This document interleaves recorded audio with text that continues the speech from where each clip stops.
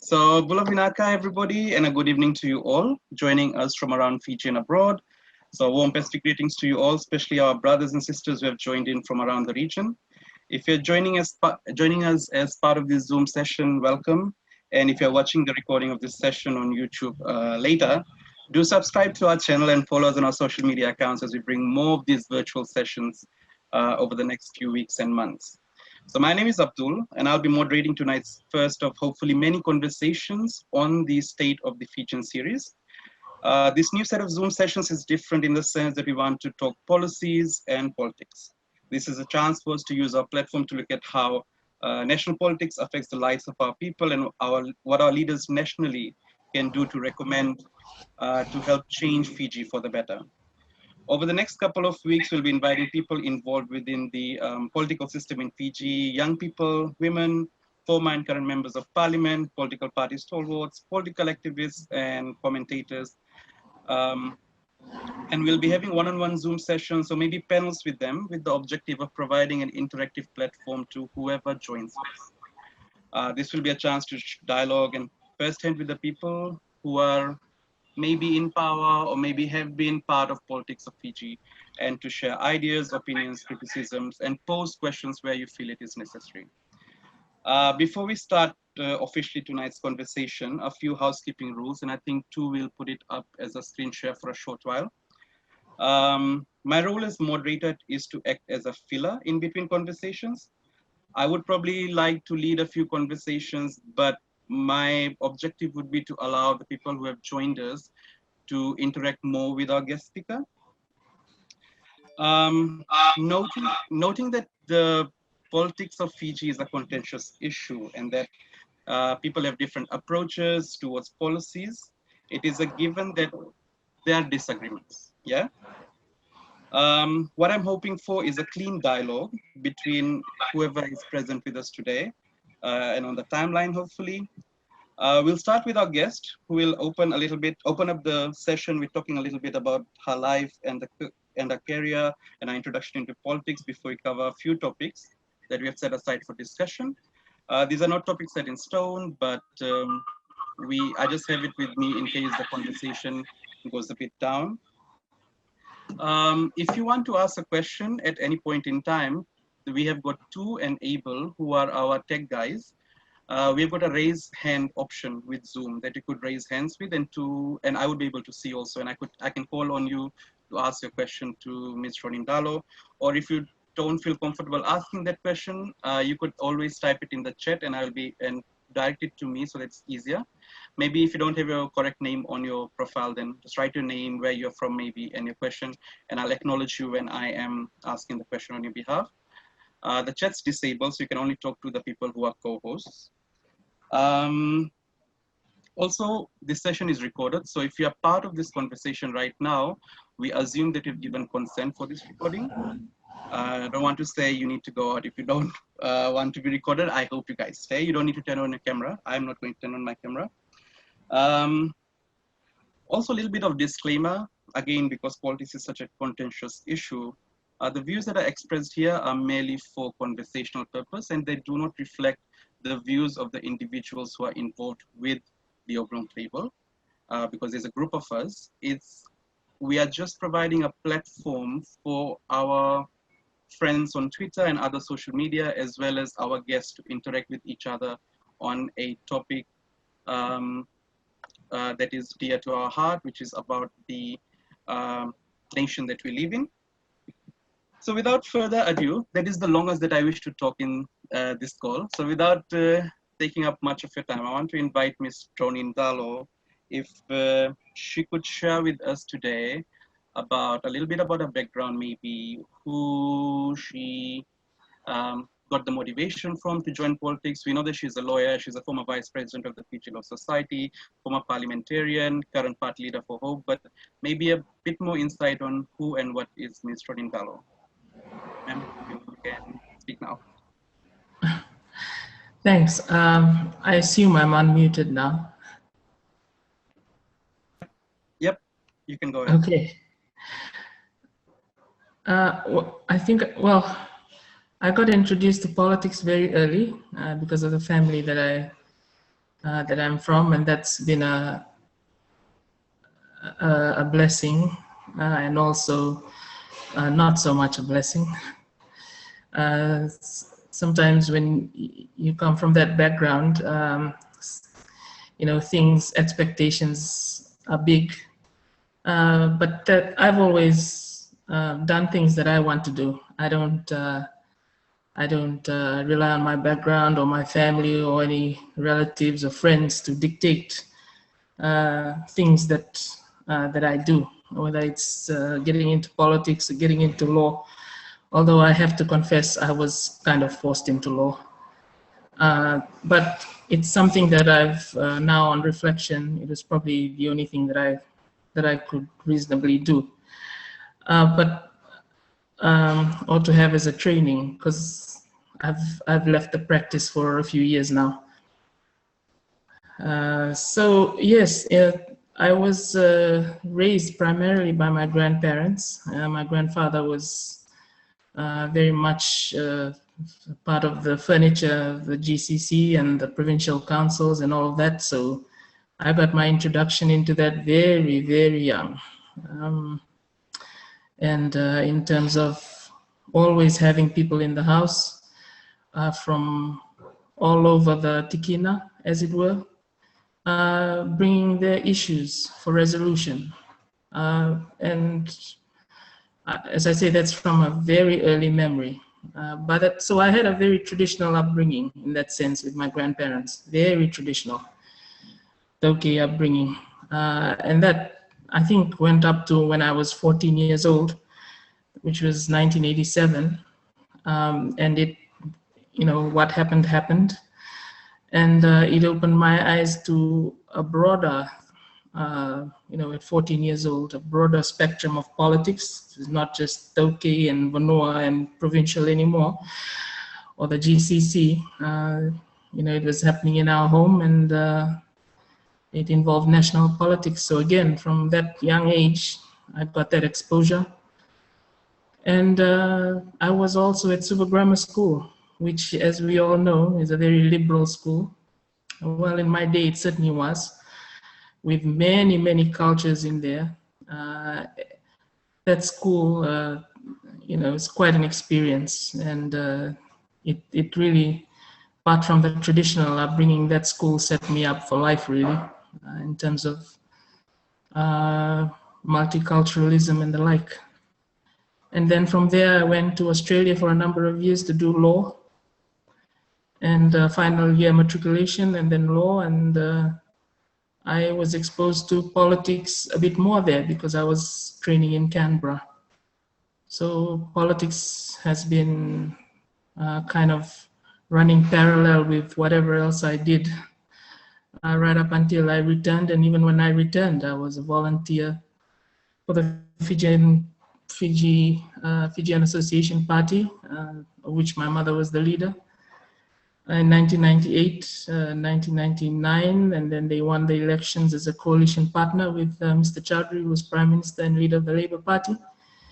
So yes, I've been, as I say, I've had a very unusual exposure, if I can put it that way, to Fijian politics. And it's something that I enjoy. You know, I sometimes speak in, you know, protests of it, but I think politics is something that and policy making, genuinely have an interest in. And I suppose that's my background, apart from a few years practicing as a lawyer, which I don't think I did too badly either. But again,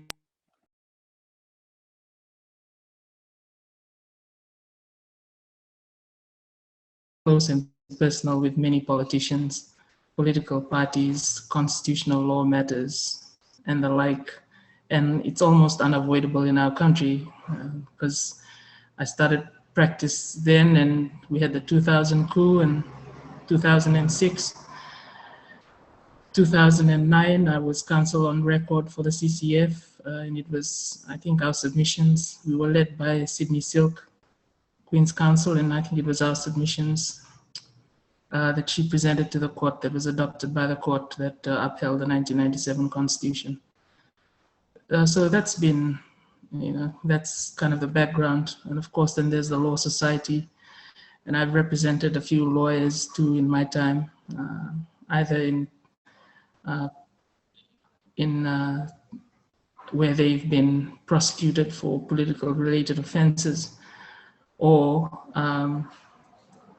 other matters related to their role in the Law Society.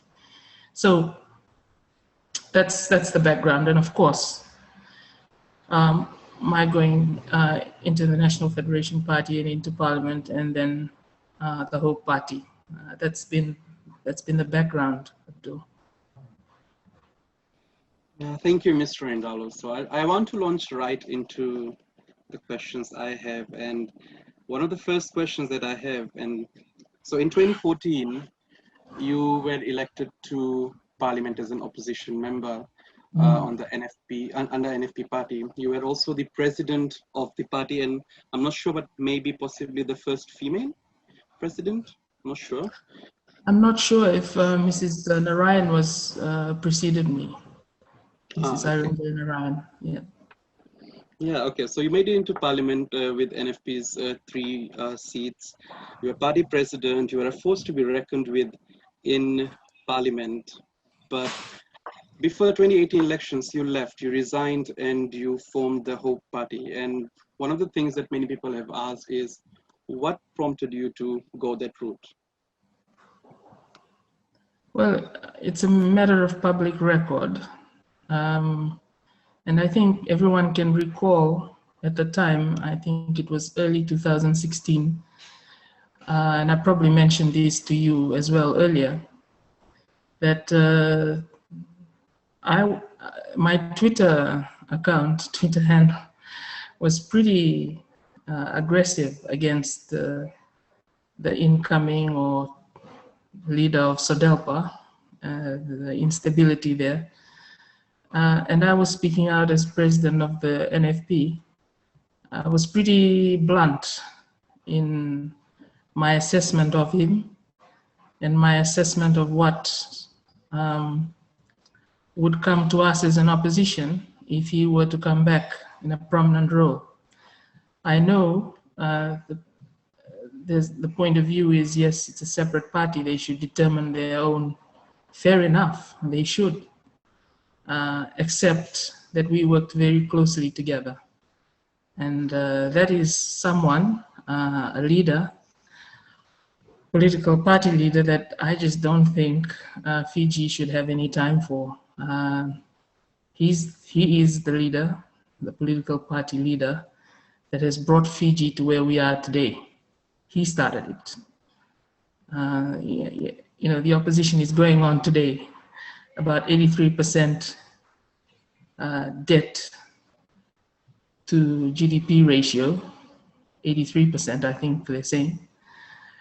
Well, it started its exponential growth and went wild when he did what he did in 1987. And right up until the main opposition party was, and I say unlawfully removed from government in 2006, that ratio was 49.2%, I believe. I saw the figure somewhere, and should be checked. So that is from his term in government and the examples that he set, which, to be fair to later governments, perhaps they tried to lessen it or try to cushion the blow of what he did in 1987. But, later governments will always be fighting uphill to try and ameliorate what he's brought to the country.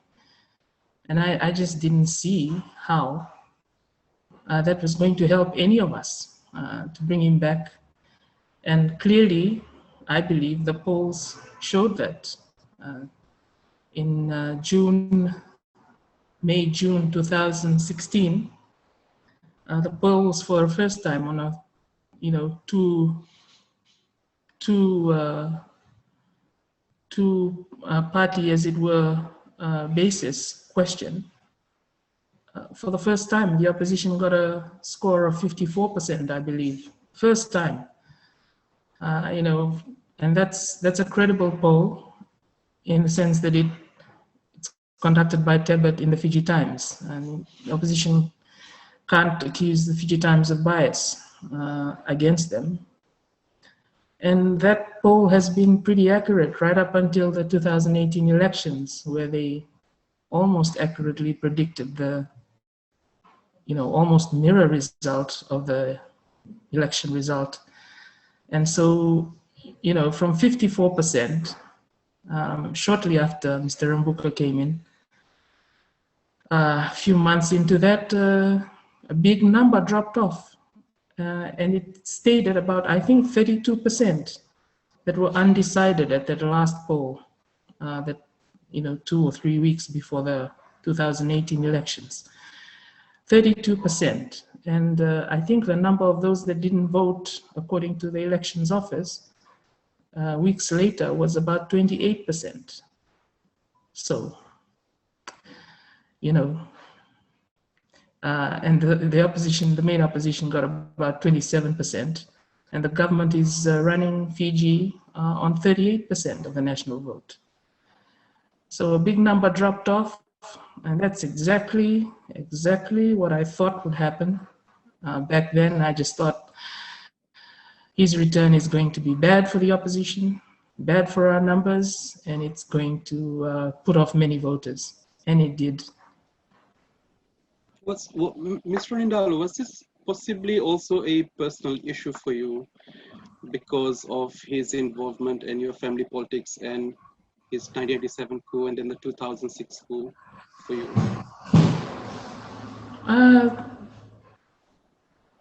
I just don't understand why anyone would bring up that issue. I mean, I'm my own person. My parents are their own people. And my mother made it very clear a long time ago, when she was alive, that she had forgiven him and all was good. And that's something that's always been in our family, because for some reason, although we were always in national politics, we never aspired. we didn't aggressively aspire to the office to lead. It was, you know, kind of like we were chosen by those that wanted to follow us, and we did our best once chosen, but there was no feeling of animosity or envy or whatever it was. That was, you know, and our family side of politics was removed from government after having been elected. My stepfather elected to prime minister in 1987. And then my mother elected and then became deputy prime minister in 2000. Removed twice at the point of the gun, but you know, by various actors. We've never personalized those things. It's not a personal matter. It's a national issue. It's a policy issue. The reason why we get upset, if we ever do get upset, is because of the people that we represented when we got there in the first place. You know, we didn't get to those, well, my parents certainly didn't, and I didn't get to Parliament by ourselves. We didn't vote ourselves to those places. The people, members of the public, in my case, you know, in different parts of Fiji, and of course, certainly in my parents, because they were leaders, national leaders, their parties got support from all parts of Fiji. So they represented those people. And if anything, it upset us that those people who put their trust in the ballot box to put us into these positions to improve their life, you know, having got that endorsement and to be removed unfairly at the point of the gun, you know, it is upsetting, because you know, you go out to the people and you say, we've got these policies, this is what we want to do for you, and they put their trust in you, they elect you, you get there, and then someone comes along and says, no, your vote is not worth anything, will dictate how this country is going to be governed. How do you think that would make you feel? It's not a personal matter, it's a national matter. And of course, we've seen steadily in the figures showing that poverty has worsened over time, and that the 1987 coup, it started from there. The hardship faced by the people in this country has steadily got worse. Those things affect us, and it probably doesn't just affect us because we got elected and all of the things that I've said. Again, I go back to my background. We also come from a background of traditional leadership. It's very frustrating to see people back in the province, back in the Tikinas, living in poverty. They don't have basic services. It's very frustrating and upsetting for us. And we all feel guilty, that the lottery of life, that we've been able to be educated and have all the creature comforts, and we're trying to improve their lives by going to Parliament and implementing good policy to improve their lives. And there's always this stumbling block. So in that sense, it's upsetting, but it's a national public policy issue, not personal at all. In fact, I was just joking to one of the volunteers today, because we were talking about how some people can't get over that the Hope policies seem to be favored by those in power, and the fact that we don't mind at all that they take any one or all of our policies. And it's and I told the young volunteer, it's because Fiji and Fijians are paramount in our interests. We don't care who's sitting in that, we don't care who's prime minister or who's whatever. It can be our opponent or all of our opponents, so long as they adopt the policies that we think are good for the people and it improves their lives. Mr. Draunidalo, I'll come to that. We've got some questions. I just wanted to stay a little bit on because this is what I got from the public. One of the things that I wanted to pick out is that when Mr. Rambuka came back, and I'm only staying on this topic for this last question, he also got the vote of the people. He also got Sodelpa more seats in Parliament. Do you think that is, isn't that indicative of the people's will to forgive him and let him, or maybe give him a chance to lead also? His supporters, yes, and his vote, yes, which was 27% of the national vote, which is barely half of the country. So, good luck to them.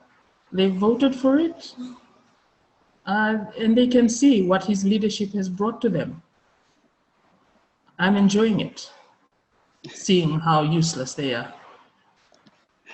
Okay, I want to see if there's any interest from, just a second. Okay, so I've got a question here from Sandeep, who has asked me, is it that you only oppose Rambuka, or do you also oppose Bainimarama? And I think this stems from the fact that it feels to the public that your rhetoric is more towards the opposition, whose events happened in 1987 compared to 2006, which is much more recent. So what would you say to that? I wonder if those who asked that question can recall my public utterances since December 2006 and the things that I've done since December 2006. I went all out, I believe, as an individual, with many other, well, not as many as I wish they were, with quite a few other individuals who, went all out to protest what happened to the government of Mr. Ngarase. That's on the public record. Some of us sacrificed a lot, our practices to concentrate on these issues and to give our time and money to these issues rather than, just sitting back in luxury and feeling like, let's just sit back and let's sit back and make money and make hay and not bother, because coups happen every 10, 15 years or so. That's not what we did. We were consistent. 87, clearly I was too young, but I was involved in my own way as a runner, as I like to call myself in those days. Running around doing little errands that 14, 15, 16-year-old children can do in those days, including drafting letters to the editors. It started that early. And that's been a consistent, and then in 2000, we've never left any coup maker out. And that is on the public record. And when I was in Parliament, oh goodness, I don't think Mr. Bainimarama liked me very much. And in fact, they removed me from Parliament. From what the IPU says, was nothing that called for my removal from Parliament. They did that. It was almost a coup against, another removal of someone from Parliament without due reason. So I don't see where this criticism is coming from, because I've shown in equal measure. And of course, if I'm more vociferous now against the opposition than I am against the government, well, it's because this is utterly predictable, and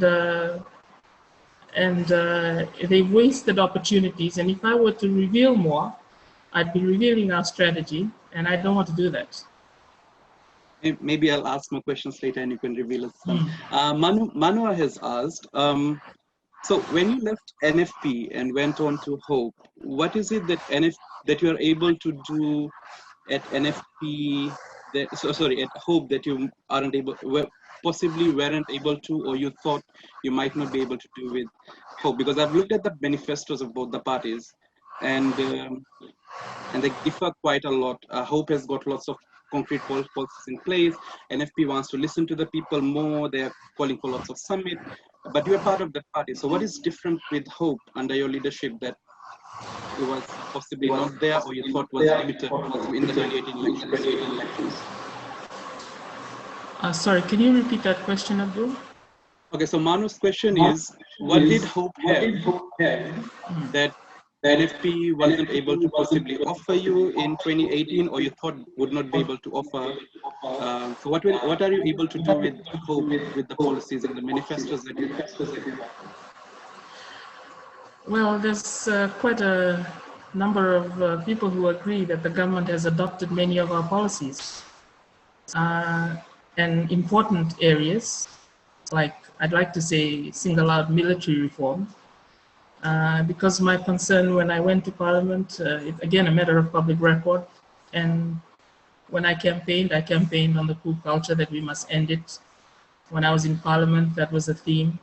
And so we set out those policies in the Hope Manifesto, well, the outline of it anyway, but it's, I believe the government has gone some way, and our traditional partners who deal with us have gone some way to address those issues. And I don't think those are issues that the NFP can talk about, or if they talk about it, they can't talk about it in a way that we can, because they have someone who was part of the last coup as their president. And they work with the original trouble in this country, something that we will never do. And so we can speak freely about these issues. And Mickey has actually said something. I think I'm echoing because of the speaker there. Sorry, I just can't hear you because it's decided to rain. Okay. So Mickey has said something similar, that do you think that when political parties who did not initially have people who were affiliated with coups, when they get them on board, do you think they support coups? And this would be the last question before we move on to the next topic. Do I think people with military officers support coups? No, so if they have got people within their party which has got people who have been involved in the former coups, be it military or otherwise. Do you think that's an indication of the support of the party for that coup? I think it's an indication that they are that they will not be able to speak freely on the issue. It compromises their position. And Abdul, power to them. If that's how they feel, that they must appease it and take it, small steps at a time, power to them. That's their choice. That's not our choice. That's all it is. We choose not to, they choose to do it. And that's what a democracy is about. But also, we must be free in a democracy to criticize it. It's not a matter of they choose to go with it, we choose not to, and then we must mute our criticism if we have any. No, you chose that route, we chose this route, so you don't get to dictate to us what we're going to do with you. Yeah. How dare you? Okay, I have... Who died and made you go? In 2013, you gave an interview with Edwin Nunn where you went on record and said that were Rambuka to be elected, you would be willing to work with him. This was an interview in 2013 with Edwin Nunn. I'll have to see that. I don't believe that at all. And if, let's say Rambuka does get elected and he decides to adopt the policies that Hope has, which the government you claim has been doing today, would you then be okay with that? Implementing your policy? Do you think that your views of Rambuka would? No, my views on him would not change. But they've started right after we released our policy statements on foreign investment laws and empowering the indigenous landowners. They started sprouting the same views. And also, they've taken on our views on the GCC, which was never their view until it was expressed first by me as president of the NFP, and then later also in Hope. So there are areas which they will adopt. And like I said, Abdul, it's not a personal issue. It's a national policy issue. Any government that's elected and implements good policy is to be commended. Yeah. So since you've touched the issue of GCC, I do have a question there. I've read the 2018 manifesto that you had, where you have laid out how you feel that GCC would come back under Hope Party government. Just for our viewers, our listeners, maybe you would like to elaborate more on how you see institutions, indigenous institutions such as GCC, the ILTB, that may return under a Hope Party government. Yes, if you can. And is that still true in 2022? If you see our policies, we didn't say that we were going to bring them back. We said that Tauke will have to decide that. Every Tauke 18 years and over, I mean, there was a petition brought to the last parliament that the last parliament up to 2018. There was a petition that came to Parliament, I don't know what year it was, 2016 or 2015, a petition saying that a committee should go around and gather the views of the Tauke on what, if the GCC should come back and in what form. The details are not with me at the moment, but all what we said in our policy statement, if a petition like that came back to the Parliament and the Hope Party was in Parliament, yes, we would support that a parliamentary committee go around and take the views of all Tauke 18 years and over. Do you want a chief's body to come back, and in what form? And what the Tauke say about their institution, if Hope was in government, we would implement it. And of course, the Hope Party will make submissions to that parliamentary committee we make our own submissions on how, what format it's to take.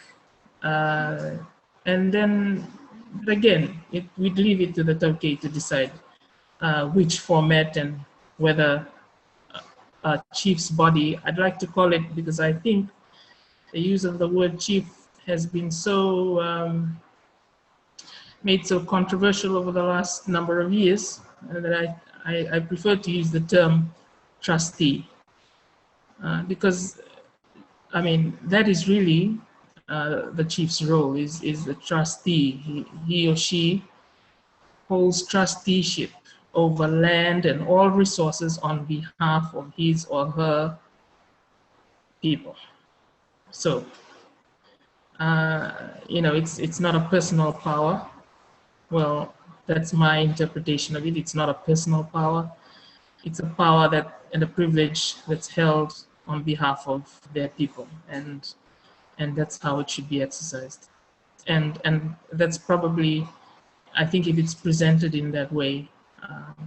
And every time I've talked about indigenous rights and the reason why chiefs or trusteeship body should be part of a national setup, as it were. I've not come across any, I don't know whether because it's me telling them or, but I've never come across anyone that's not okay to object. Yeah, they've always, in fact, quite the opposite. And you know, it's encouraging, and it's you know, it's lovely to hear, and you know, there's just no conflict at all there, because as I like to tell many Fijians today, there's no issue there. Pretty much the whole country is in agreement that you know, the Tauke is again 65% about of the population, 99% of the military, 100% Golingoli, 90% all land. I think the whole country pretty much accept that's just a matter of fact. But do you think that even with those numbers, which show the Itoke as majority, one of the things that has always been at the forefront has been the fact that land ownership has been an issue with the 2013 constitution. There are Itoke politicians from the opposition side, from not in parliament, who have always talked about how the 2013 constitution has taken away the right of consent and consultation from the Fijian people. Do you think that the current provisions in the constitution or any acts which pertain to traditional and indigenous land is putting indigenous right over natural resources at risk? Because we can see extractive industries all over. So what are your views on that? And that will coming to the question where, what do you think are the kind of reforms we need within the current legislature that will allow more sovereignty over traditional lands to the traditional owners? Well, I did make videos about that legislation that has the so-called land bank. And that legislation is part of the constitution made before the parliament first set. So it's entrenched there. I did make those videos, and I stand by that concern that that even though the government can't force a landowning unit to put their land into the land bank. And I acknowledged in those videos that a majority have to agree. If the majority of the members of the landowning unit agree that their land be put into the land bank, then it will be put into the land bank. That's fine, consent there. The issue that the issue between the land bank and the ITLTB is that the ITLTB is a trustee body. So that means they just have to act on behalf of their beneficiaries. And any act they do, which any beneficiary is upset with, the beneficiary can go to court and question it. Whereas the land bank does not have that. Do you think the process has been made hard with possibly government appointments to the board? Not that I know of. I mean, landowners, if you go to any court registry, the High Court in Suva or Lautako or Lambasa, I'm sure you will find many cases where the ITLTB is the defendant. Landowners know their rights. They just go and question the whatever action that the ITLTB takes. And the courts have always shown their independence in these matters. They just look at the law, and if the ITLTB has done anything that's not within their power, they correct it. And that's the great benefit of being a beneficiary under that trusteeship, which that land bank legislation does not have. But having said that, the point I was trying to make the other day about skillful advocacy, those videos clearly triggered something, because I've seen a regular appearance of the Prime Minister in various places in Fiji where land owning units gather, and it's made the news. He asks them directly, as though he was a trustee and not just an arbitrary power. And they tell him, so-and-so has done this with our land, we don't like it. So, at least the discussion is happening. They can't do anything with the law because it's entrenched in the Constitution, but they're trying to fix it in another way by being more receptive to complaints to them, as though beneficiaries were going to the ITLTB or going to court to question the ITLTB. Okay. Still remaining on the indigenous rights issue, what are your views on the customary laws that are not being recognized anymore under this current government? Give me an example, Abdul.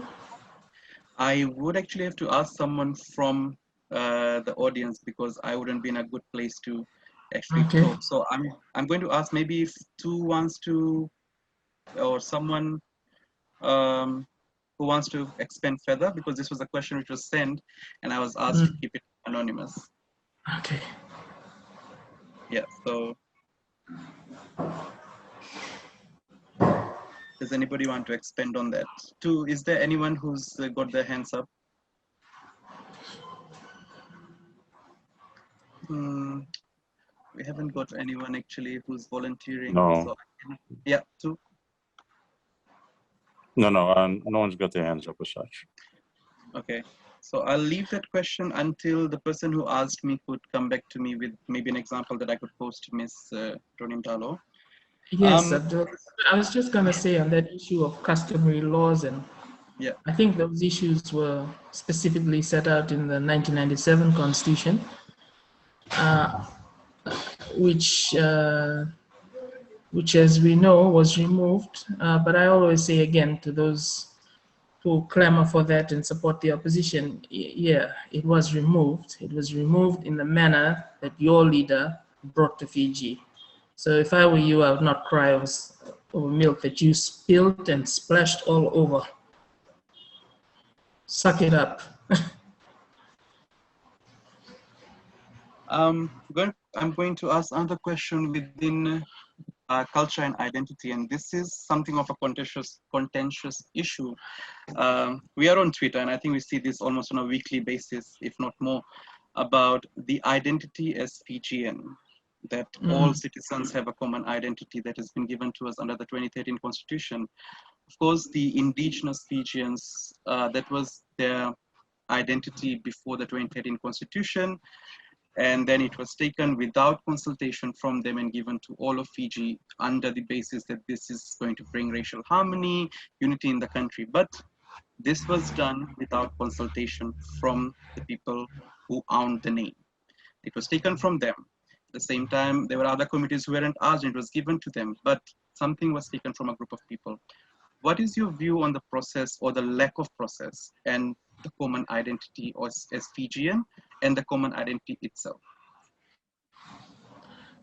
Thank you. I think I made my views on that too very clear. And at the time, leading up to the 2014 elections, I absolutely agreed that it was taken by force, and in the sense that it didn't help.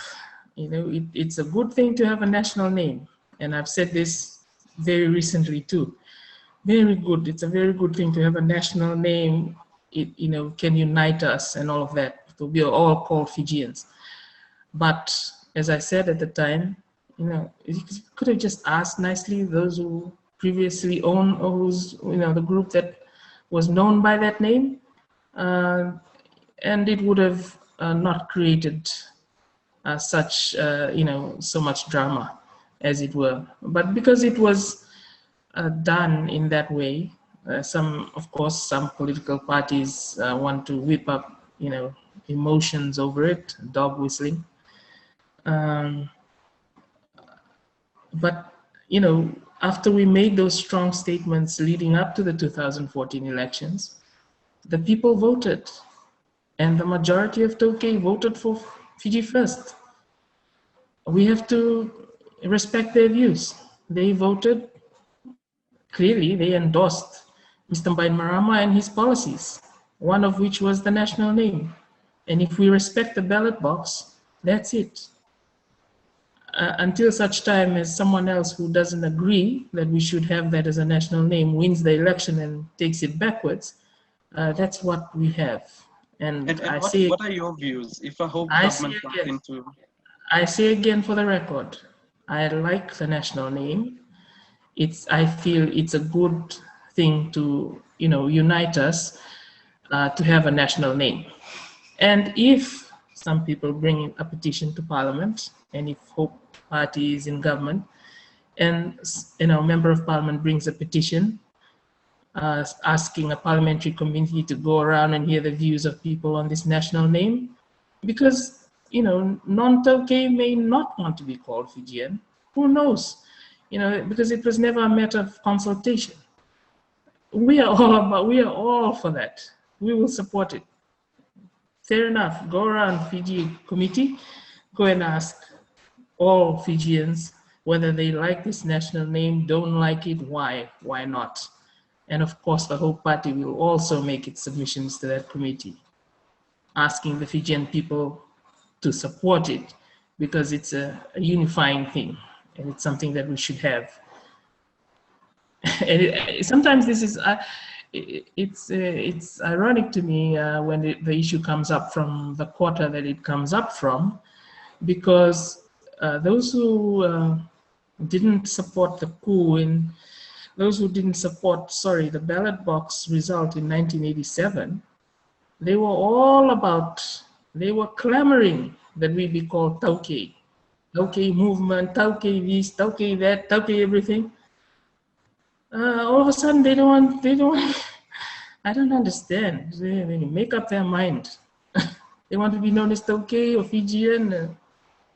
Why not? But, you know, I accept that Fijian, like Australian, is, you know, it's a unifying thing. It like presents us to the world as a united people.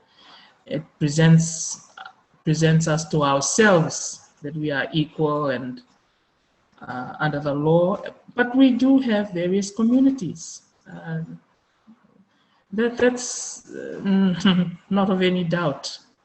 And we've got our various communities and their various groupings everywhere. You know, the Tokay have our own. We deal with Toka, Matangari, Yabusa, Tikina, Matengtu. We have all our subgroupings, and we do things in that manner. Nobody objects. We could do more for ourselves, but I leave that to the geniuses who like to assert themselves as the be-all, end-all of everything Tokay. I've got enough on my plate worrying about national policy issues to go and interrupt them in what they say is their specialty. And we see groupings of other communities doing their own thing. Sangam, you know, you got the South Indian grouping, the North Indian grouping, with the Chinese Fijian Association. It's a wonderful thing. We've got all our various communities, but let's all be known by one name. I am not objecting personally, and the whole party has said in its manifesto. I believe that those are two things that the current government brought to Fiji that we support: national name and one person, one vote. You know, and that latter issue. I want to go on the one person, one vote. Before I do, and I also want to pick up on something else that you mentioned, but before I do, there's quite a good number of people here, and I'm wondering if anybody would like the chance to interact and ask a question or give a suggestion, maybe, you know, I mean, criticisms are welcome as long as they're civil, please. So if you have anything to say, maybe you can message me right now that you want to speak, and we'll unmute you. Is there anybody?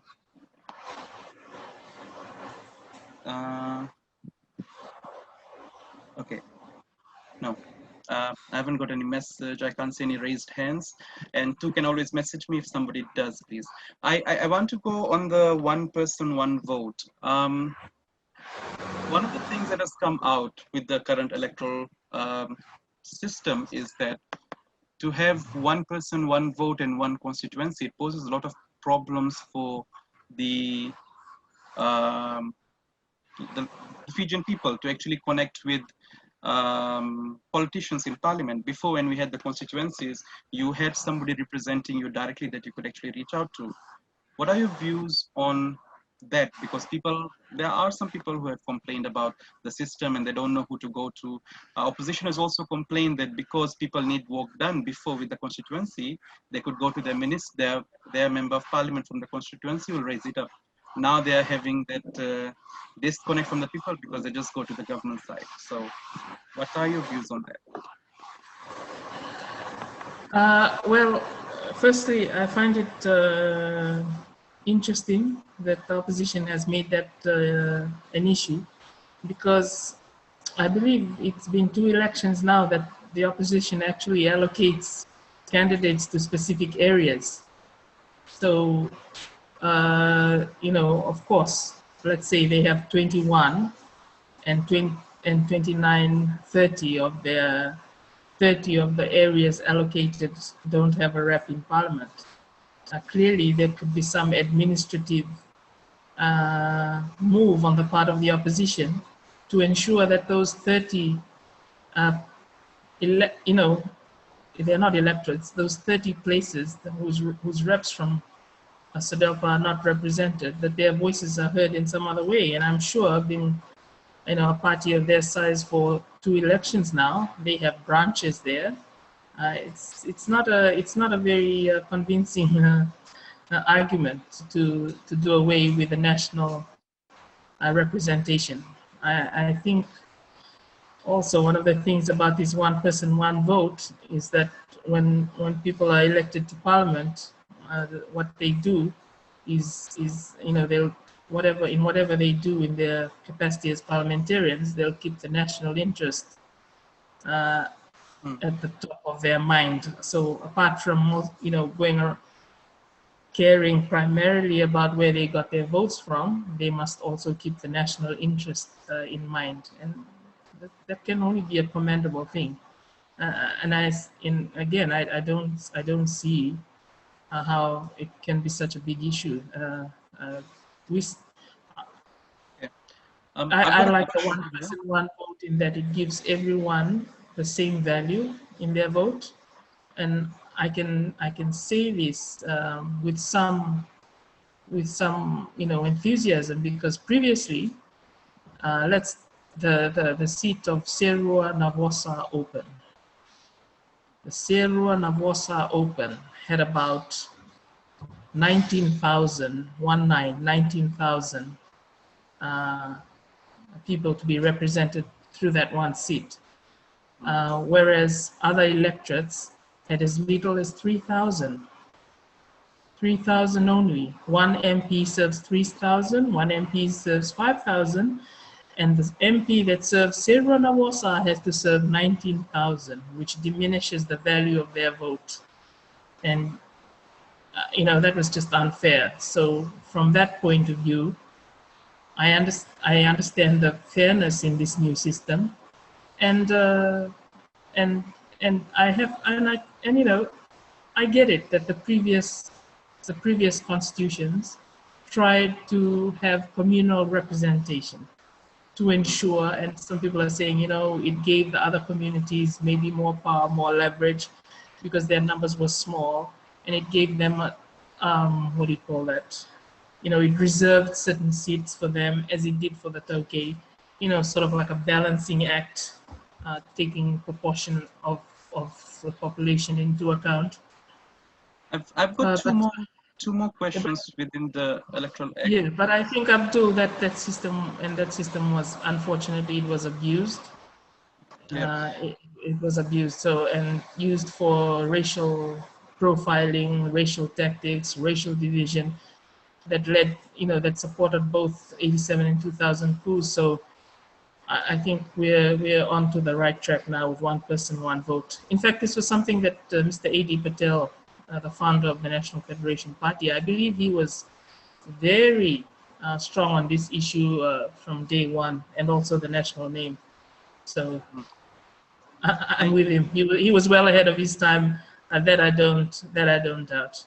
He and Mr. Jairam Reddy, I don't doubt at all that they were well ahead of their time.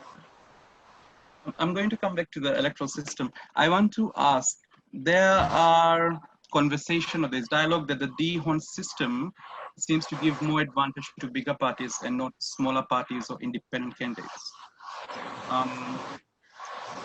What do you think needs, so you don't think that the system needs to change to give more smaller parties a chance to make government or come into coalition with governments, as coalition governments?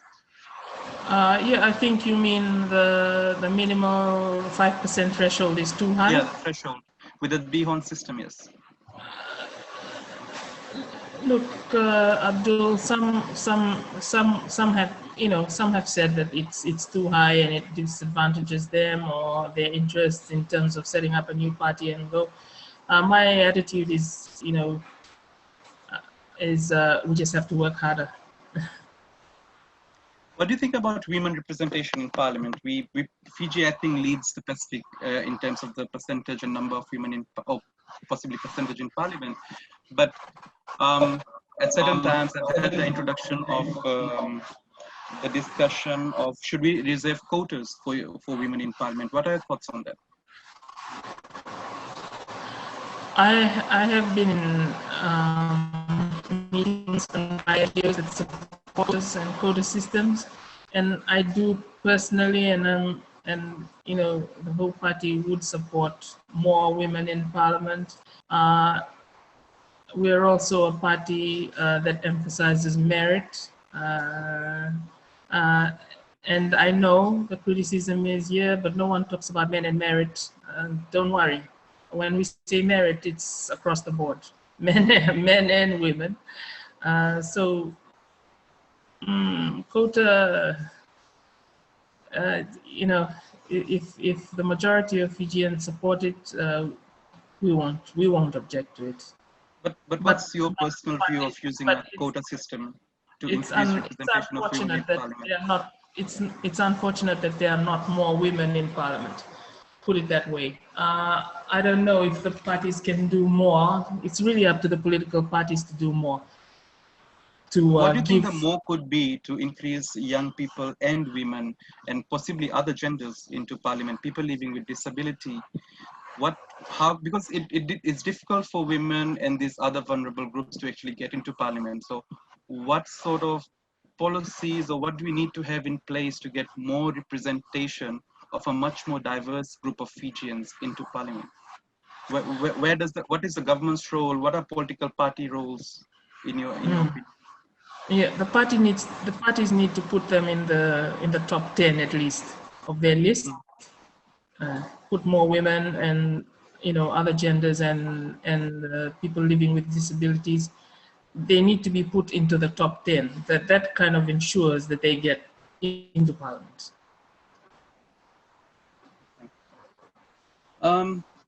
I want to go back to something that someone sent in that I wanted to ask you. I'm sorry, I just have to scroll up. Oh, yeah, right. I really like this question. I'm not sure if this person asked me to do it anonymously, so I'll do it anonymously now. You have been totally against the coup culture that has plagued Fiji. Yeah. So this person says that in one of his politics class, it was argued that countries who have a history of coup are the ones which are more susceptible to coup and, like, multiple coups. If Hope makes government, what are the initiatives that you will put in place, possibly in the first 100 days and then for the entire term, that will try to put an end to the coup culture that Fiji has? Thanks, Abdul. We had that. I mean, that was the entire focus of our policy statements. It's there from page 1 to the end. All of those reforms and policy issues that we have set out there was to address the coup culture, to reform Fiji in a way that will get us onto a different track. A reform of the military, which we left at the end, but reform in such a way that the military itself would find it acceptable. And we even said there that if the Hope Party were to be elected to government, after thanking the people of Fiji, each and every voter, whether they voted for us or not, the very next thing was to call up the commander of the military and have a nice meeting with him, to let him know that this is the program that we have. It's in our manifesto. Not only do we want to upgrade the military in terms of training and making them focus on things that will help improve Fiji, because we give them hundreds of millions of dollars. So the Hope Party felt we're already giving them hundreds of millions of dollars. Now we just want to tell the commander, for these hundreds of millions of dollars, we'd like the military to do 1, 2, 3, 4, 5, 6, 7 things, so that those hundreds of millions of dollars come back to the Fijian people in terms of service from the military. And I don't think I'm going to come on the military and their role in politics question. I think Save has got his hand up and he would like to speak. I'm going to ask you if he can unmute Save so that he can speak. Save? Thanks, Abdul. Tupou. Thank you for setting aside time to speak with us today. It's midnight here in California and I stayed up for this. So my question is, I'm sure Hope returned to the drawing board after the 2018 elections to plan for the next election. And I also acknowledge that Hope was a bit late to the game, so couldn't really maximize that time to campaign policies far and wide in 2018. So with that said, my question is two-pronged. What, if any, is an approach Hope will double down on going into 2022? And the second one is, what, if any, will you change in terms of your approach in your campaign strategy to ensure you get into parliament? Thank you. Thank you, Save. Excellent question. Well, you said it yourself, that we didn't have the time to get our policies and our policy statements and what we're about to all of Fiji. So clearly that's our focus in the next 18 to 24 months. So Save asked, what are the things that you're going to, I mean, you have had 2 years and you have another 2 years till the next election. Yes. Till now, what has come to your focus that you will do differently for 2022? Well, we go and this and that and this and that, and I just have a big smile on my face. But that's exactly what we wanted to happen, and that's exactly what's happened. You know, if we were interrupting all the time, putting out statements in the paper every second day, you know, it wouldn't give this space and picture for the general public to see, but they see it clearly, and that's a very good thing. So, and now the next part is to Okay, you've seen what you've seen. Now we're going to show you something else, and hopefully we'll convince you this time. I've got a question here. Abdul, can I just follow up on my Sure, question? sure.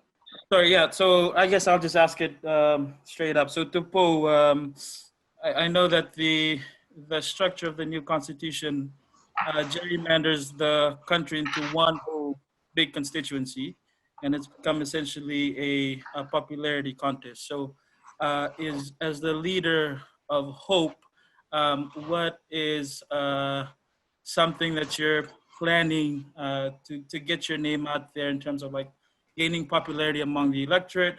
I know that Abdul is a really good PR person. He's good at making people look good. So if there's any kind of strategy like that, are you employing more young people? Does that get me a job, sir? If you're employing more young people to get your name out there, to talk about your policies in a way that's translatable to everyday people. So just something like that, for example, that Hope is planning to do to increase your popularity amongst the electorate. Thank you. Thank you. Yes, that's our strategy for the next 18 to 24 months is exactly along those lines. But we can't share the details yet. We are getting approvals from the authorities.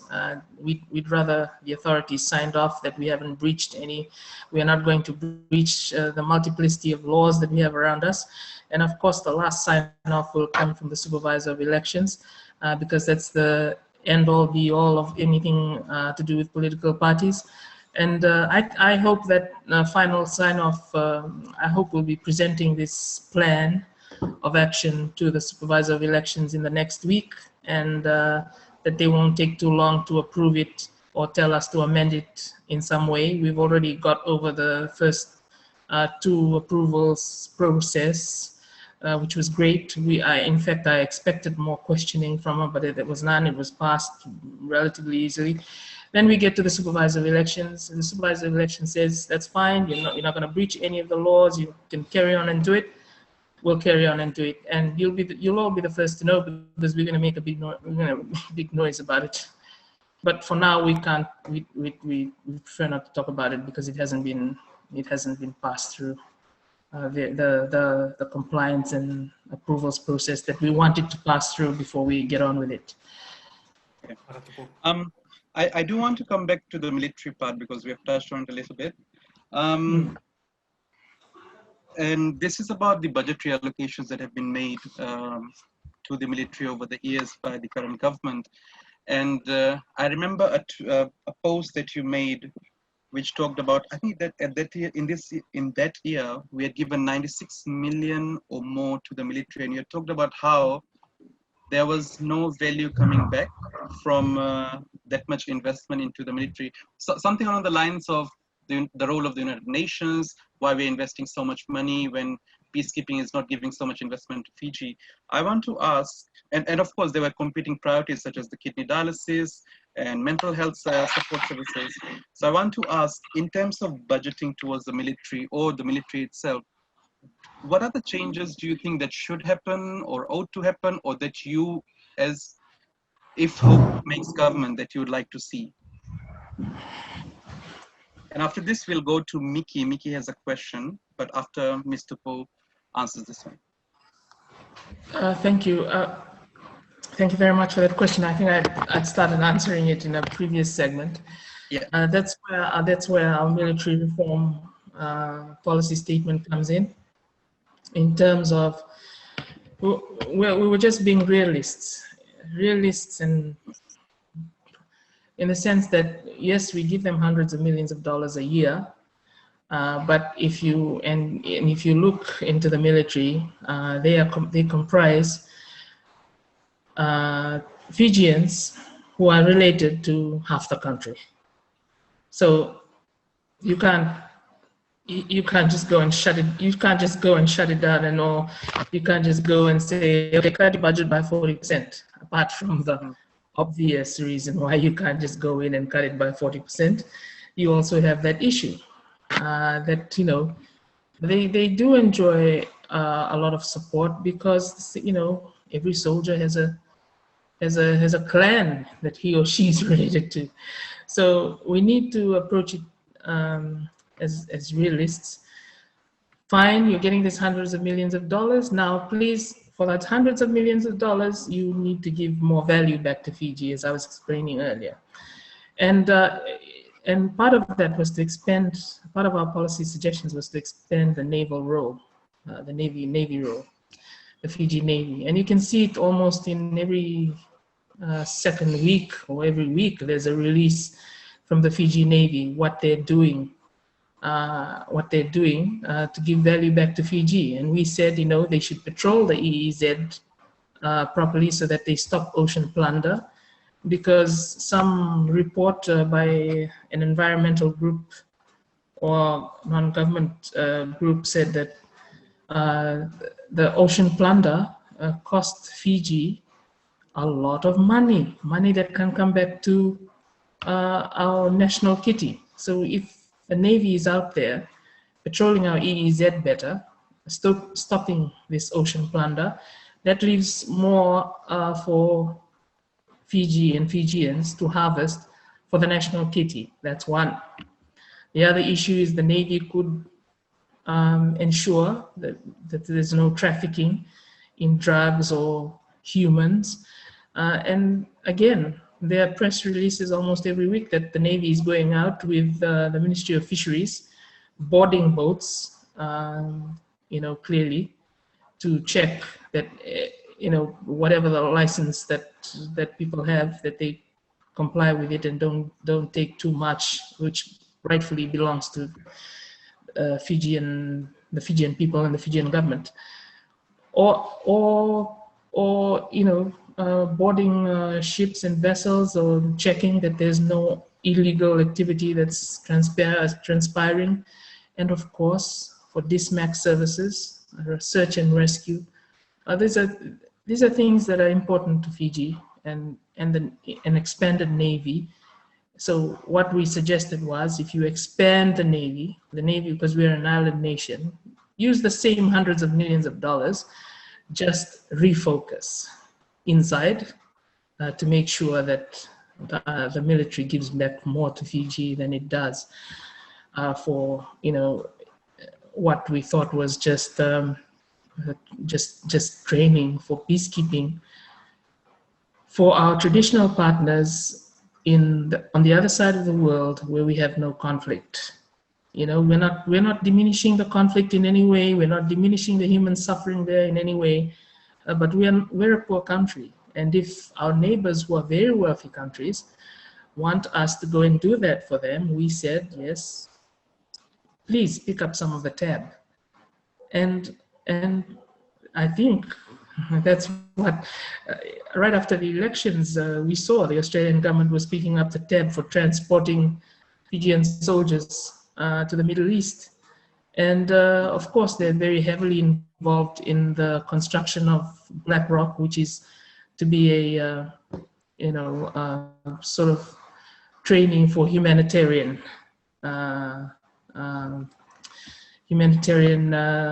services that can be provided by the military in the region. We saw the bushfires in Australia, and if the Fiji military keeps, you know, is highly trained in these things, goes out there, kudos to Fiji, it brings back more to us. And other things like that are important, not just to Australia and New Zealand, but to other parts of the islands as well, but skills driven, and not just about, you know, shooting guns and all of that, but other skills, engineering skills, and naval skills, ship, you know, whatever skills. That was the focus, so that the military can diversify and also attract highly qualified graduates from Fiji in terms of doctors, helicopter pilots for search and rescue, so that the same hundreds of millions of dollars, it's the same amount of money they're getting, but it's going to bring back more value to us. Doctors in the military that go out to the islands, what have you, the engineers who go out and do social housing, lots of things the military can take part in we don't have to pay an extra cent. They just make use of the money we already give them, but to just give them in a way and ask them to do these things that will give more to Fiji. It's good for Fiji, and it increases, their stock, and it distracts them from the kinds of things that we don't want them to be involved with. Yeah. I'm going to bring Mickey in. We have got about 40. We said we'll do it between an hour and a half to 2, and it seems like we might shift towards 2. So I'm going to bring in Mickey. I've got a few questions from people on the chat. I've got a few questions of my own on the topics that we had discussed. We would want to have. So I want to bring in Mickey for Mickey's question. Mickey? Thank you, Abdul. Good evening. Assalamu alaikum. It's such a pleasure to have Tupou Draunidalo on as a guest for this particular Zoom session. I do have 3 questions, but I'll keep it very limited within a minute and a half. So the first thing is, and I want to build up the question that was asked in terms of young people. And so it's always important that when we talk about youth engagement, political parties from the very beginning are very real about it. They don't just know about it, but they're acting on it. Because there seems to be a lot of lip service, and we've seen in the past in this country, we've got an issue of that in itself. And so I'm wondering to ask Hope, what do you think about engagement for young people and with young people?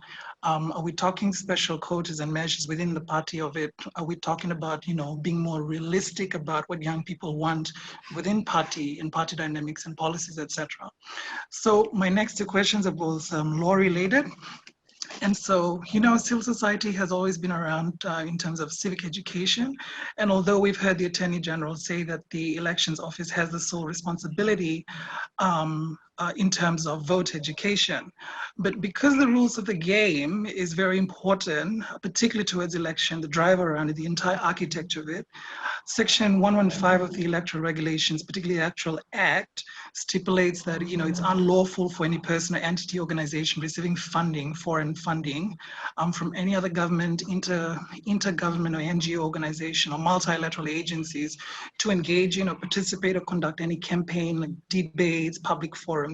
So what's the proposition that Hope has in mind in terms of, just changing the game a little bit, whether it's through a reform submission? What does it look like, and what does it mean for Hope? And my final question, Abdul, hang on a second, is really stuff around, we've seen the parliamentary privileges bill. We've heard about it. It's the most disgusting thing I've ever seen, particularly on clause 24, and it's very clear in terms of what it says, that any person whose words or actions defame or demean or undermine the sanctity of Parliament, the Speaker of the committee commits an offense and is liable upon conviction. Has to pay a certain amount and fine. So I'm interested in understanding, what does Hope think about this? Has Hope been having conversations about the current floating parliamentary privileges bill?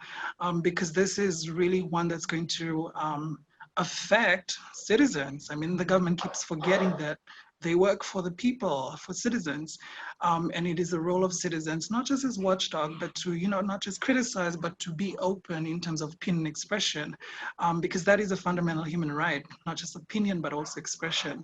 So we get to criticize the government. Once this bill passes, the parliamentary privileges bill, it means that the moment you say something, you probably could be fined, let alone the archaic, seditious, the colonial law that's in place on sedition, which is one law that still needs to go. So I'm interested in hearing perspectives from you, Tupou, and what are some of the propositions in terms of moving forward? Thank you for your questions. So I'll start with the last one. I don't think I've gone through the parliamentary privileges bill itself, although I've read and heard what people have been saying about it. But thanks for that. I'm gonna go and have a read and see if they're still taking submissions, and probably the whole party will make submissions. But we've always encouraged the government, please, freedom of speech is basic. We've always, wherever we can say it, we say it, and we tell the government it instead of diminishing you or allowing criticism of you to get too much. It'll actually be to your credit if you let people just openly disparage and say things about you. But you know, Parliament, even in the laws in England, they have laws that you can't, you know, you can't just say whatever you want to say about it. But even though they have those laws, they hardly ever use it because they're all for freedom of speech, freedom to criticize, especially when Parliament is the people's house. You know, people elect their representatives to go there. So, and I put out some videos when this controversy happened in Parliament. I think it was last year, where alleged assaults took place and where not. I put up a few videos of, you know, what actually happens in foreign parliaments, Australia, Canada, and the UK. I mean, the UK one, the English one was pretty eye-opening when we took the time to have a look at it. There was the speaker was sitting there, and then these two sides were on either side of him, you know, basically coming to blows, like right in front of the speaker. You know, like all sorts of words exchanged and actually touching each other and pushing each other back. This was just the immediate past speaker. And no one bat an eyelid. I mean, that's, you know, I'm not saying that this Fijian speaker should allow that to happen in our parliament, because, you know, it can get rather rowdy. And besides, our speaker sits all the way up there, whereas the English speaker is more right there with members. And then you have one of Justin Trudeau, the Prime Minister of Canada. He just, you know, walks up to a gathering. He's getting impatient with some opposing whip. He goes up and basically assaults, and, you know, with words and physical assault. So, you know, I think we need to, you know, again, just, and the best way to attack these bills that we feel constrain our rights to free speech and whatnot is to just emphasize the government the importance of free speech and how good it will be for them if they allowed it. If they allowed it, you know, it shows them up in such a good light. If they just, you know, didn't bring laws that kept constraining things, because, you know, if you start constraining things, I'm just saying, if I were in their place and I kept bringing bills to constrain people's freedom and privilege speech, I have to accept that, you know, people start to think, well, why don't they want us to speak freely? They must be hiding something, must be wanting to conceal something, you know, all sorts of suspicion, which gives the opposition a free ride in terms of dog whistling. So, you know, if they want to avoid all that drama, if I were them, I'm just like, whatever, go for it. But that's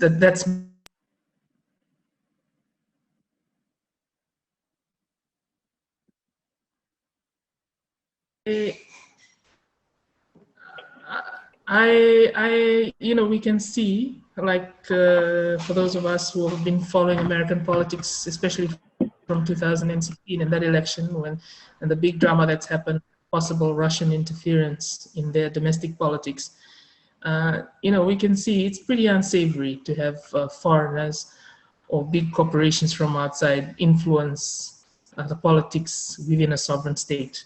And, you know, I'd be pretty much in agreement with that. I think that Fijians, and I do commend the laws that restrict campaign funding to individuals and up to $10,000 a year. I think that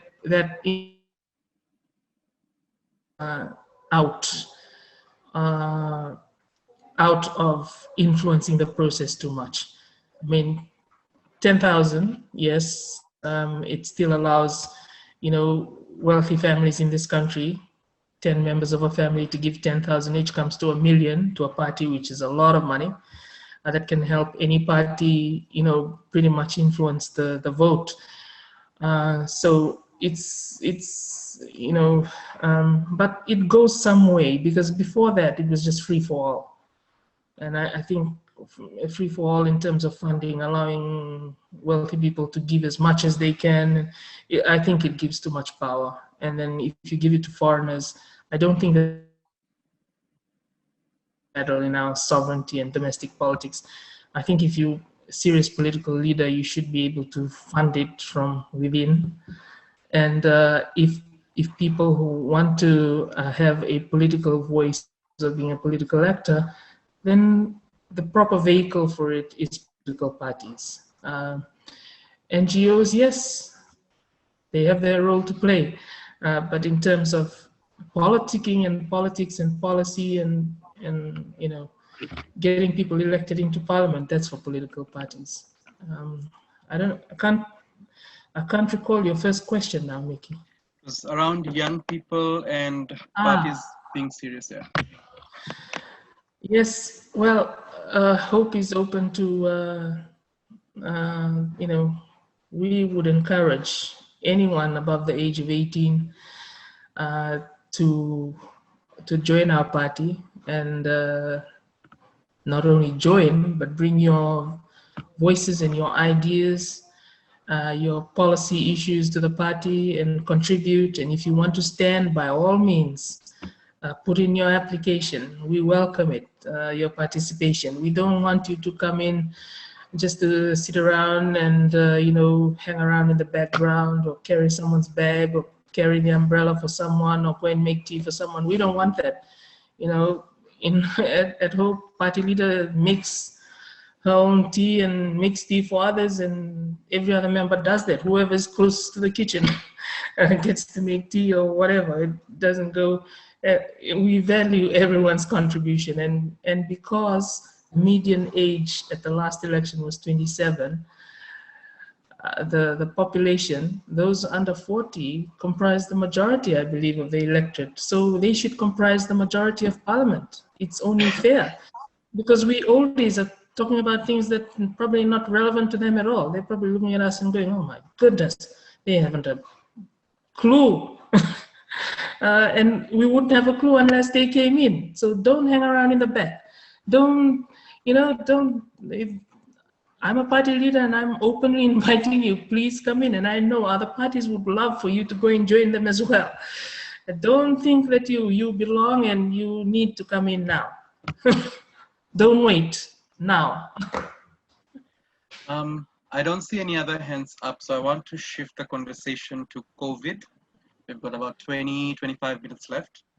So the first question that came from the speakers is, the Fiji Women's Rights Movement recently released data that shows that majority of the victims, survivors of sexual violence in Fiji are underaged girls.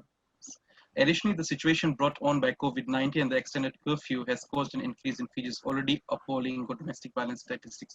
Not specifically COVID-related, but an issue that is exacerbated by the issue of COVID. So what will Hope do to address this crisis on a national scale in Fiji? Thank you. Did the report offer any solutions? I think they want to know what is your view on how to solve this crisis. So what will Hope? Yes, Hope and we want to know what their solution is, because that's their area. We see them as experts in that area because they're connecting on the ground. Why are we going to pontificate if they know better than us? I'd ask them, please, what are your solutions, so that we can, so we can advocate it, add to it, improve it if we can. But I think that's their expertise. They know more. They, in all probability, know more than we'll ever know. So I'm very keen to know what solutions they propose. Okay, so I'm going to move on to the next question of COVID. Because I mean, that's something, Abdul, that, which political party will not want to get rid of that, issue, that stain. It's really a stain on our country now. It's just, it's such, every day we read in the dailies, or we read online, there's got to be, yes, a concerted national effort, and we are looking to those who deal with this every day to not only state and restate the problems. We all know what the problem is. Please give us the solution so that we can all run with it and do more as much as we can in our own groups, do more to help them turn this situation around. It's terrible. I'm not trying to confine this issue to just, all I'm saying is it's an area where they obviously have the expertise and they've dealt with this for a number of years. And I think in our policies, we did say that we were going to work with NGOs and women's groups and defer to their knowledge and expertise, as I think we should. So we're all ears.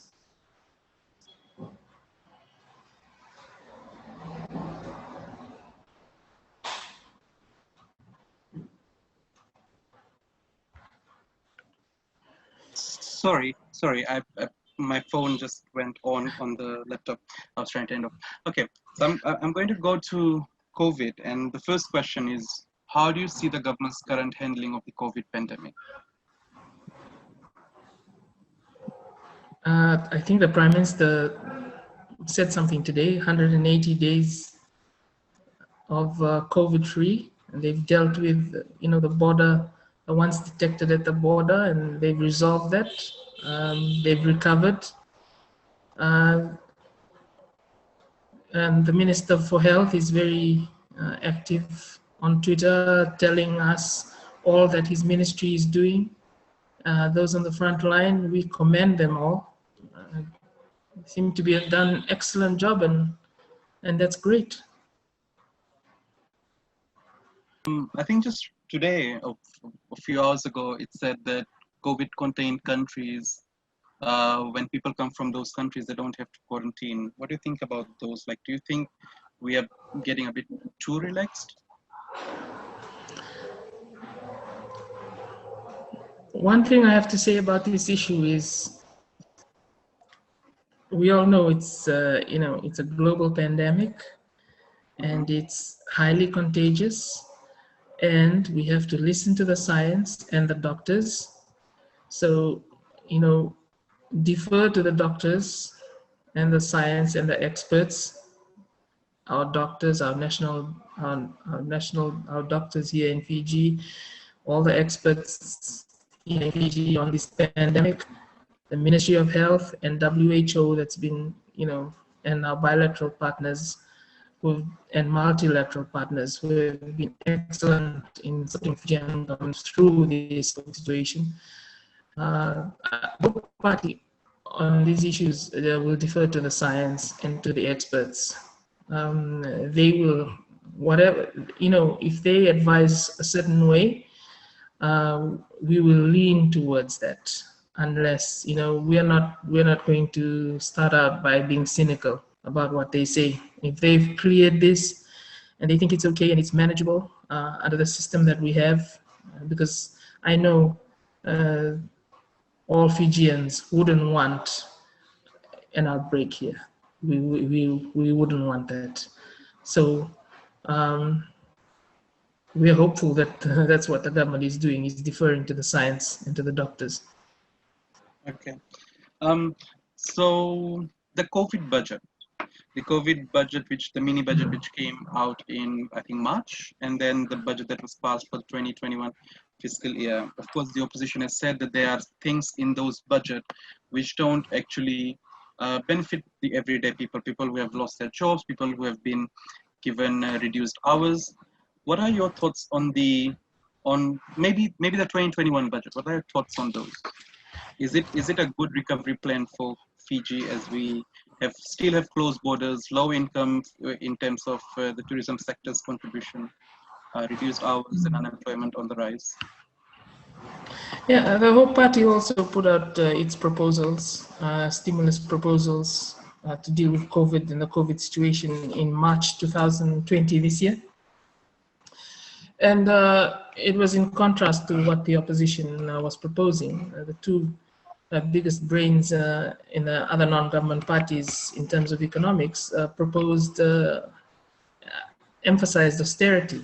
They were more concerned about the politics, I think, in terms of talking about the national debt rather than helping everyday people. So the whole party proposals were, not geared in that way. You were more like, the government has to take the loans where it can from multilateral, bilateral partners and invest it in the Fijian people and in infrastructure that's going to help Fiji repay all the debt when we get out of COVID. And that the time frame then was, they were looking at 12 to 18 months, according to the experts overseas, of a vaccine and all of that. So we see the government, that's what the government, government seemed to put out the economics COVID response seemed to be along those lines. They didn't go along the lines that was suggested by the opposition of emphasizing austerity. They even, the opposition parties even said to cut civil service pay. Thank goodness the civil servants have maintained their pay, and yes, the national debt is going to go up. But as we said in our stimulus proposals, we've already racked up billions of dollars of debt on very, flimsy, useless things. Now, when we meet a crisis and the Fijian people need it, this is not the time to be penny pinching. If we have raised billions in debt over useless things and nobody blinked, clearly we can take another, 2-3 billion, whatever it is, to smooth things out for the Fijian people and the Fijian economy for the next year, year and a half, 2 years. But in doing so, we ensure that the money is spent in not only the people. Human capital is very important, it's the most important thing, but also in things that will help the Fijian economy to pay the debt back when it's time to pay back. And our bilateral partners, they've shown, they've come out to help us in that regard. And that's a good thing. And I note that the opposition parties also, the other non-government parties, were saying that too much of the budget was given to the wealthy business sector. I don't know how they could separate the business sector and the wealthy from being employers. They are employers of the masses. The government only employs so much of Fijians. The rest are employed in the private sector. We want to keep them going. We want to give them incentives to go and spend their money. We want to give them confidence to go and spend their money, because when they spend their money, they're going to employ people, keep people employed, keep food on the table for Fijians. That's what we want in this crisis. We want Fijians to have food on the table, and that comes through jobs. And jobs don't just appear as a miracle. Jobs are created by the private sector, and we need to give the incentives and the assistance we can to the private sector so that they will invest and spend their money.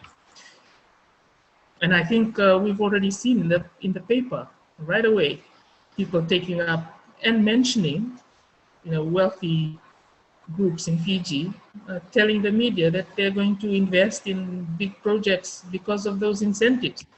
And when they do that investment, of course, jobs come from it. Who's going to be doing the jobs? Fijians. That means food on their table, which is very good news. Okay. We have only got 15 more minutes left, and I've got only 2 more questions with me that I've written down to ask. If there's any more questions that you want to type out in the chat, please do so. If you want to ask a question yourself, use the raise hand feature. If I don't see it, somebody will tell me, look up. Okay, with COVID-19, again, there's been, of course, reduced hours, there has been termination, and I'm going to use the example of Fiji Airways, not forgetting the other sectors and other people from other businesses which have been terminated or had their hours reduced. So after this termination, of course, Fiji Airways has gone on to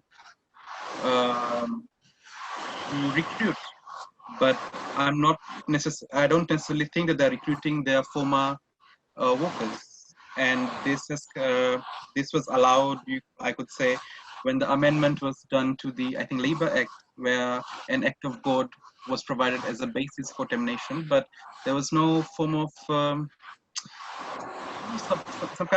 some suggestion on when everything does get better, when you start recruitment, we need these people to be the first ones to be considered. What do you think should have been the proper channel to ensure that these people do get the job? And that will be a segue to a bit of Labor Act and other questions on it. I think I might have mentioned it. Yes, of course, it's not in black and white. It's not in the law. There's no guarantee. But Abdul, put yourself in the place of the head of HR at Pacific, and borders open, and you immediately need people to go and do these technical jobs. You can't just pick someone from, serving in a restaurant to go to be a flight attendant. You can't do that. They have years of training. So who are you going to choose? Are you going to call for, general application? No. You're going to, you would take those who have had that training, because that's money invested by the company in them. Do you think that Fiji Airways should have done recruitment or rehiring of their former workers? Because they did recruitments.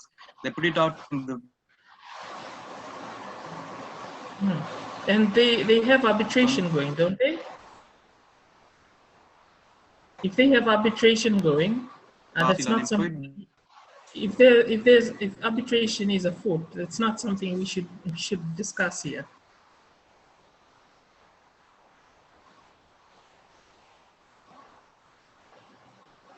We don't want to prejudice anything. We don't want to, we don't want to discuss issues that might prejudice either party.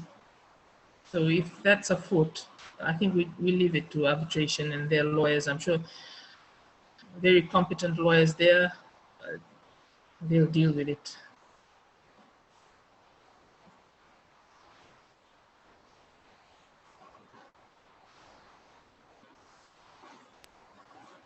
I'm sorry, I believe that he has some issues with connectivity in Ba. Oh. But yes, I believe we have a comment here from... Okay, sorry. Yes, so I'll just ask a question that's here from Iris Penne.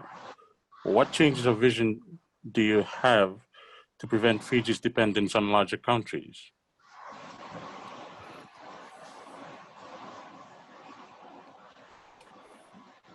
Dependence on international aid or such.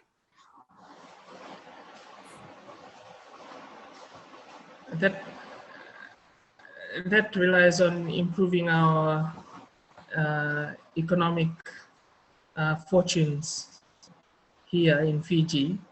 The more private investment we attract, generate, sustain, and keep, the less we will rely on any foreign aid. And that, I believe, private investment is the second issue that we addressed in our manifesto in 2018. First or second, one of the two. The other one was the minimum wage. And that's the importance we placed on that issue. We need to attract, maintain, sustain, and promote and increase the private sector. And there are, we've set out many things that in our manifesto that goes towards that. And during the last election, we kept pointing to a report that was published by the Commonwealth Secretariat in London, from taking the views of the diaspora, those that were there in the UK, about investment climate in Fiji and the things they would like to see. Because many of them said, and yes, they have a lot of money. The former Fiji residents, former Fijians who are now a resident in the United Kingdom, they said, they told whoever conducted the report, they have a lot of money. Yes, they think of Fiji, their home, they want to bring that money back here to grow the economy. And then they said there are barriers to why to their coming back to invest that money that we need here to not rely so much on foreign aid and all of that. And those barriers are the things that we've talked about until we've turned blue. The usual rule of law. They talk about the coup culture, the rule of law. They'd like stability, certainty, freedom, all the things that we've emphasized in our manifesto, all the things that we have addressed in our policy statements, things that we can freely talk about without looking over our back, being embarrassed because one of our members participated in some coup or something, that, the other.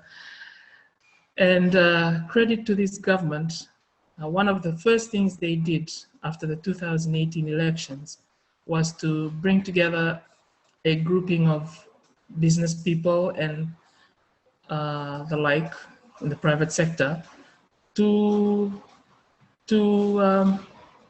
give their views to the government on what they would like to see improved or what they'd like taken away. I think their main focus was on tax issues. And we were very happy that the government did that. It shows a step in the right direction. And, we thought that was, one of the things that the government did in response to our advocacy from Hope, advocacy that's sometimes rough, but it's sustained pressure, and pressure in a way that pushes them to act and act in the right to travel on the right road. We articulated properly to them why it's going to be beneficial to them and the government, the country as a whole. And if they don't, that's a weakness for them. And we will have no hesitation in constantly pointing out that in an articulate manner, one that doesn't just restate problems but give solutions as well. And they've done those things. They've had more interaction with the private sector.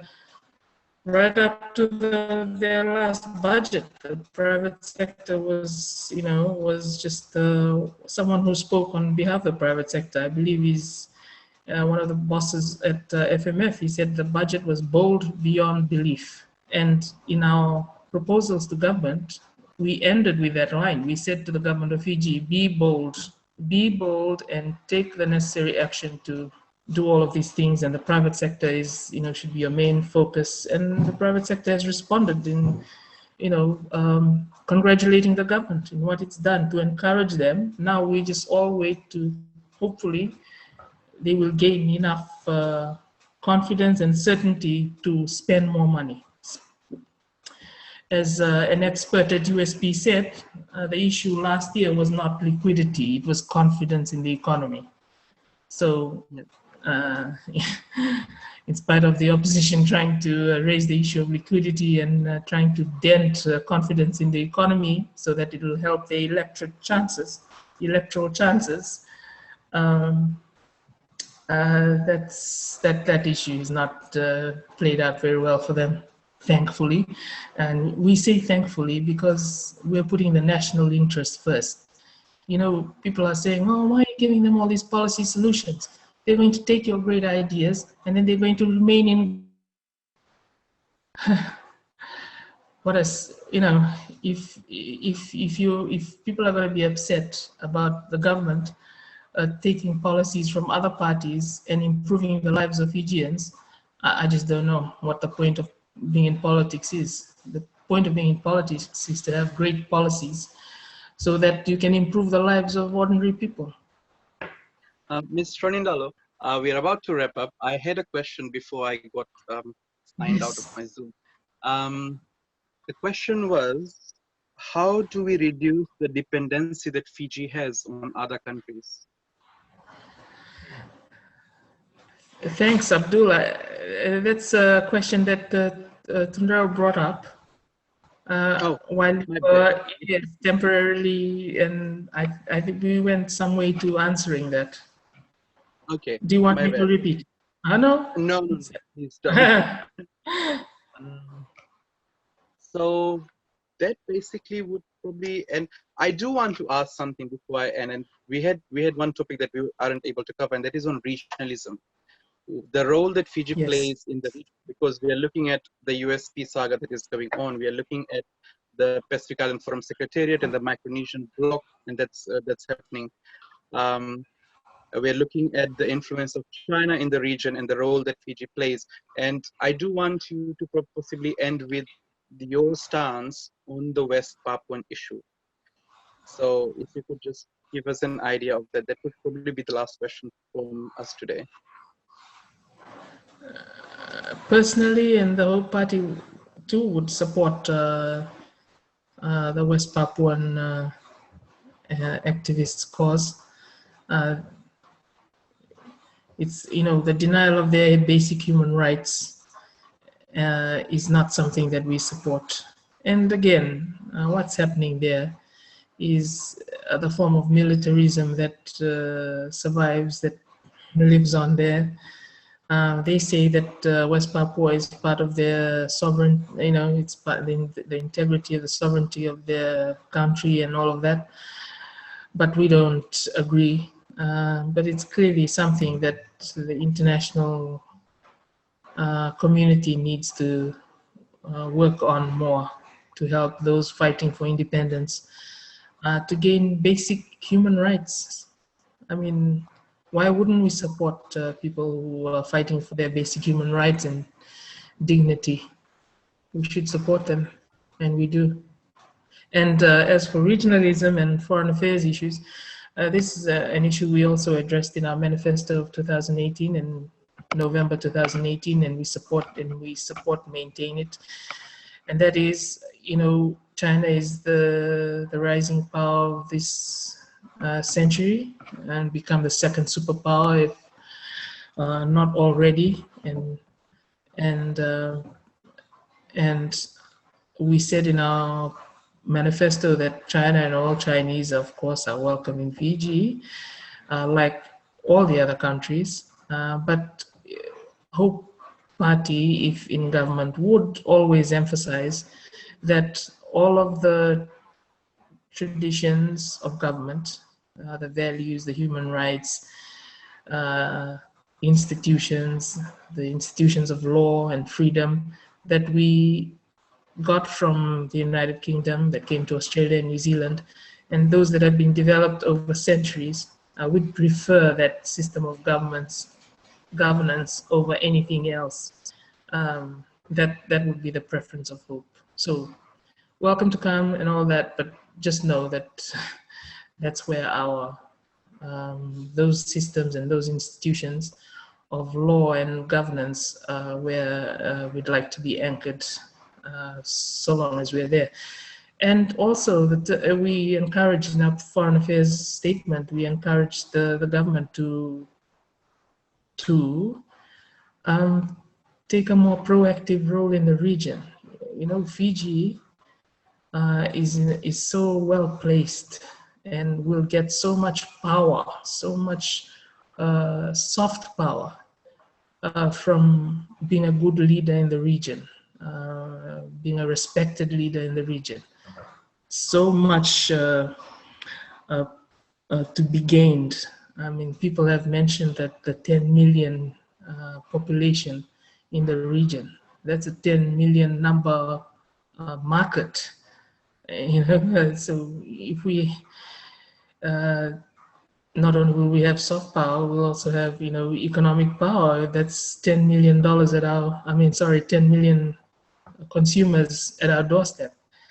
And apart from New Zealand and Australia, the other big markets that we should concentrate, focus our attention on, in the South Pacific region, New Zealand, Australia.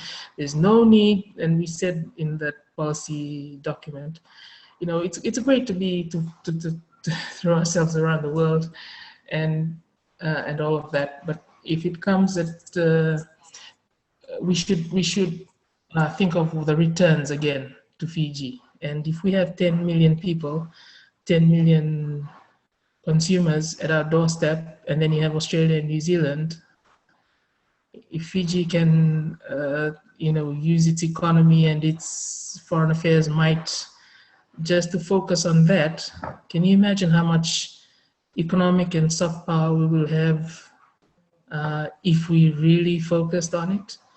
But granted, we haven't had the opportunity over the last 30 years to really focus on much, but that it's right there for the taking.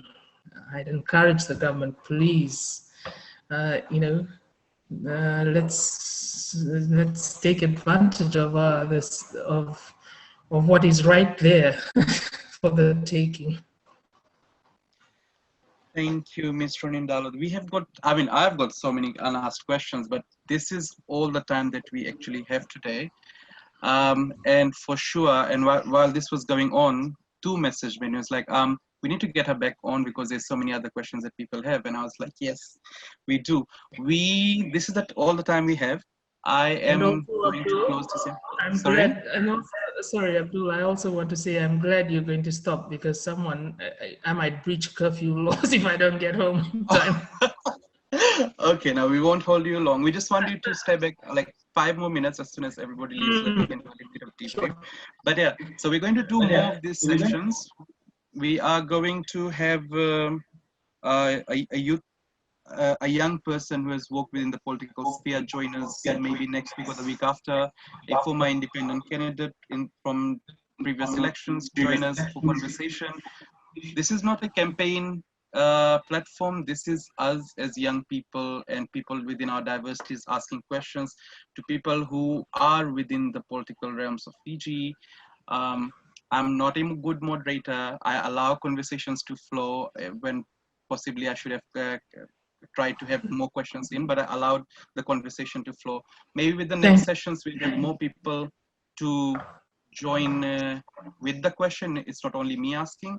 We'll be putting up more posters so you can always join us. And that is all the time we have. So goodbye. We'll thank you, ask Abdul. to stay back. And thank you so much, ma'am, for joining us today. Thank you, everyone. Thank you, Abdul, very much. And thanks to everyone who took the time, especially those in different time zones. Yep. I have a gin and tonic from you guys. Okay. I won't tell Savia what's sitting on my table. It's some pawpaw juice concoction. Oh no. Completely non-alcoholic. Yeah, mod everyone. Okay. Lolo Mani. Maloto.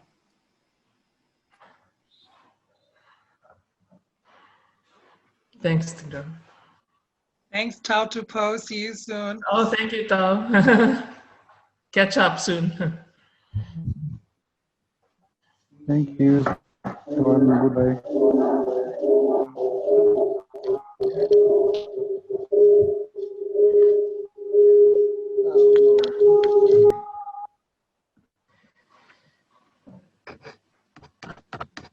Just a second.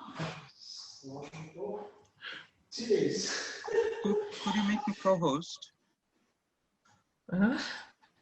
No, just two needs to make me co-host. Oh, okay. So it's only us now. Which account? No, that's fine. Sorry, I joined. What happened? I think it was my internet. I was midway conversation and my internet just decided to give up. So that's the infrastructure we need to build in Bar. There you go. Yeah, the internet's really troublesome. Yeah. So yeah, Ms. Draunidalo, thank you so much for joining us, and I hope I did some justice to this. Yes, because thank I was you all. very scared. I enjoyed that very much. Thank you all very much for making it possible. Yeah, and we'll possibly want to have you back. We have got 2 more or maybe 3 possibly lined up. And, Great. We'll try to talk a little bit more on like a panel of sort. We have, but let's see. Yeah, we'll have you back for more sessions. Yeah. Thank you, Abdul. And you, yes, you should. I'd encourage you to get the other political leaders on one-on-one as well. That'd be good, so we can hear them. Yeah.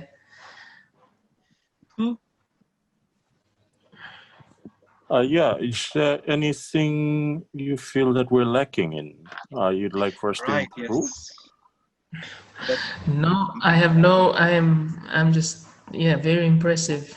It's great what you're doing. This is a great platform, and I was really like every other party is astounded and upset with a no vote. Such a large sector. So this is really good.